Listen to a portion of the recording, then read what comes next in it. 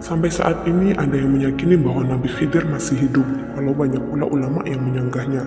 Sebab tidak ada dalil dan riwayat baku mengenai Nabi Khidir yang masih hidup. Termasuk juga cerita bahwa Nabi Khidir bertemu dengan Dajjal yang sampai saat ini belum diketahui sumbernya.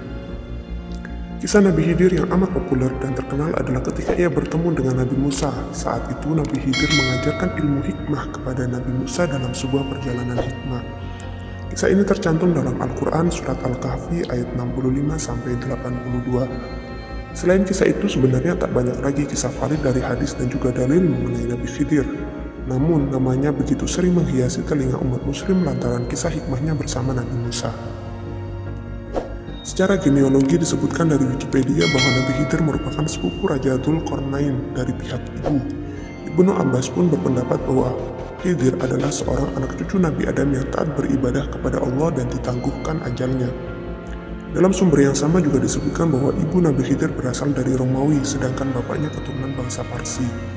Kemudian Mahmud Al-Alusi menambahkan bahwa ia tidak membenarkan semua pendapat mengenai riwayat asal-usul Nabi Khidir, tetapi An-Nawawi mengatakan bahwa ia adalah seorang putra raja.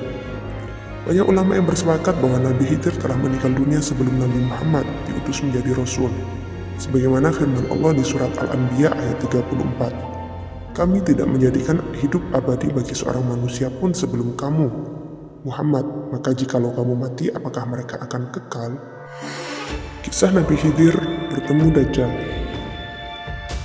Sampai saat ini belum ada sumber valid mengenai pertemuan Nabi Khidir dan Dajjal. Kami juga tidak menemui dalil dan hadis mengenai cerita ini. Hanya ada beberapa blog dan juga website dan akun sosial media yang menuliskan kisah ini.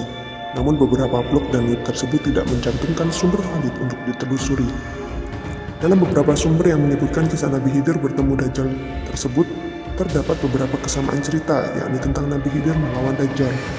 Nabi Khidir digambarkan sebagai pemuda pemberani yang kemudian berhadapan dengan Dajjal. Nabi Khidir juga memberitahu para pengikut Dajjal bahwa Dajjal adalah pembohong.